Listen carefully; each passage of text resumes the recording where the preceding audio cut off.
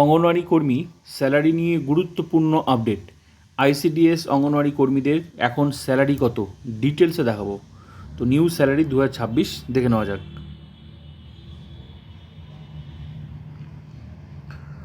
বেতন ছিল অঙ্গনওয়াড়ি কর্মীদের 9,000 টাকা বেতন ছিল, কিন্তু বেতন বাড়লো।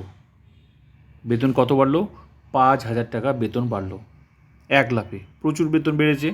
9,000 টাকা ছিল আগে, এখন 5,000 টাকা বাড়লো। তাহলে 2026-এ নিউ স্যালারি কী হবে? 2026-এ নিউ স্যালারি হবে 9,000 আগের, এখন 5,000 টাকা বাড়লো। টোটাল 14,000 টাকা পাওয়া যাবে, কিন্তু পুরোটা পাওয়া যাবে না। এখান থেকে কিছুটা টাকা কাটবে, সার্ভিস চার্জ কাটবে। কত কাটবে?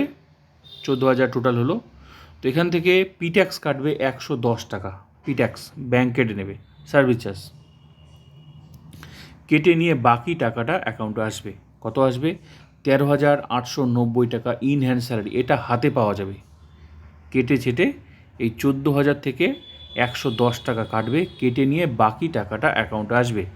13,890 টাকাটা ইন হ্যান্ড স্যালারি, এটা হাতে পাওয়া যাবে। তো এই মুহূর্তে স্যালারি হচ্ছে, নতুন স্যালারি হচ্ছে আইসিডিএস অঙ্গনওয়াড়ি কর্মীদের নতুন স্যালারি কেটে ছেটে 13,890 টাকা হাতে পাওয়া যাবে। তো এই হলো স্যালারি আইসিডিএস অঙ্গনওয়াড়ি কর্মীদের। তো ভিডিওটা ভালো লাগলে like comment subscribe and share.